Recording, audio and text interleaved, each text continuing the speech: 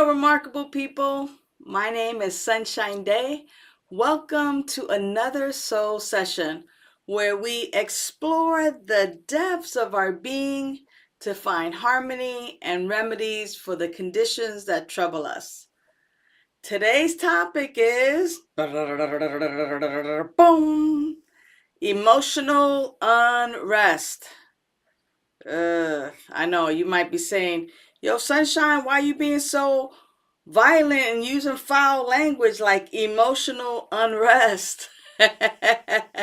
I know some of you might feel violated right now by me using the term emotional unrest, and yet I am reminded of Alex. Alex is a 35-year-old who's living in a city or a town and is struggling with lingering feelings and the aftermath of emotional trauma and turbulence. Now, these emotions, they stem from the shadows of the past struggles that persist underneath the surface. And you and me, like Alex, we may also have past traumas, relationship issues.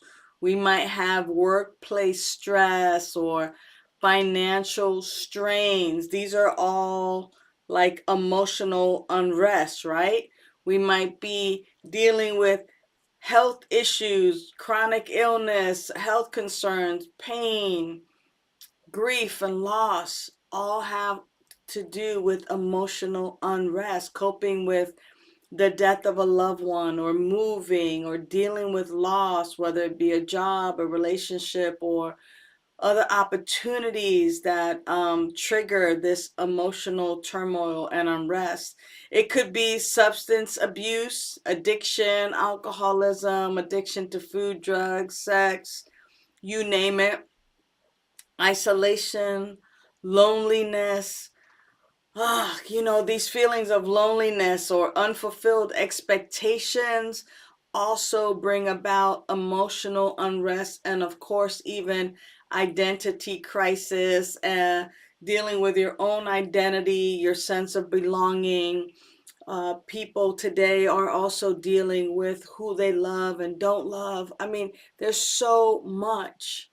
And just like Alex, who attends 12-step meetings, attends church, is seeking solace in the shared stories and the triumphs of people around Alex. It's still so challenging to fully shake off the haunting impact of past experiences and emotional unrest, especially living in a town with the hustle and the bustle. Sometimes there's an unease, and you might find that for yourself. You might even be questioning your own life and your own stories around if there's ever truly any lasting serenity. Like Alex, you may want to try some spiritual practices. The good news is that you do not have to live with emotional unrest, that in fact, by dealing with or surrendering your emotional unrest, you can begin unveiling harmony, which is your natural state. And I want to share a couple of non-traditional ways, and then some traditional ways, if you will, that Alex dealt with the emotional unrest to actually find that true peace and harmony, and to find a way to live fully, and to actually put this into practice in daily life, to keep at bay the emotional turmoils and to actually allow it to release into the nothingness from which it came. So if you live in a city or a town where there's a lot of hustle and bustle, you may want to try something like a bath. Now, I'm not talking about the one in your tub, though that would help. Um, I am talking about a Japanese tradition called the forest bath. And that is where you actually go into nature and allow the natural soothing embrace of the trees and the birds and nature. You allow those soothing sounds. I'm already feeling relaxed just thinking about it. And being in nature, I got an opportunity to spend a lot of time in nature in Costa Rica and the rainforest, and I engaged in rainforest bathing, if you will, and it was just allowing those sounds of nature to soothe my soul. What it does is it offers a tranquil space to release any pent up emotions. Another practice along with forest bathing is sound baths. And at Vida Spiritual Learning Center, in our office in Huntington Beach, and then also by appointment and by invitation, we host sound baths and we use singing crystal bowls and the tintinnabulation of these singing crystal bowls. They wash over you and they resonate with your soul's yearning for healing. And as a result, the auditory embrace releases these emotional knots, if you will, and they unravel a lot of the emotions, paving the way for a newfound serenity. The third spiritual practice that I am inviting you to practice and practice and practice at home is spiritual mind treatment.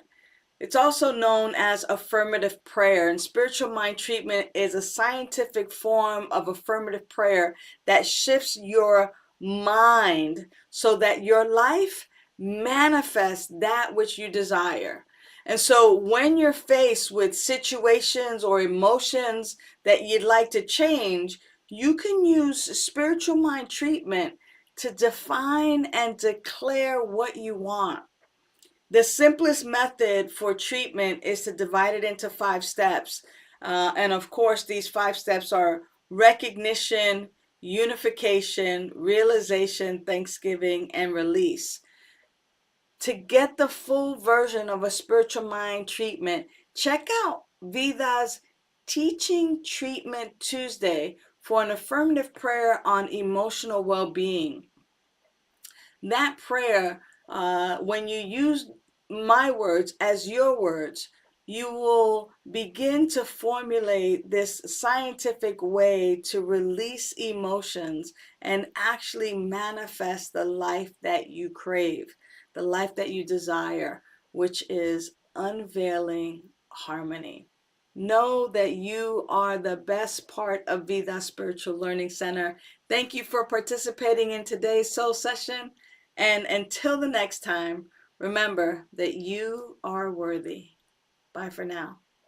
Thanks for viewing Vida Soul Session.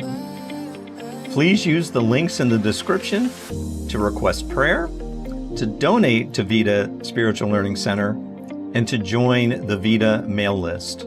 Remember to like, share, and subscribe. And for more information, visit our website at vidaslc.org.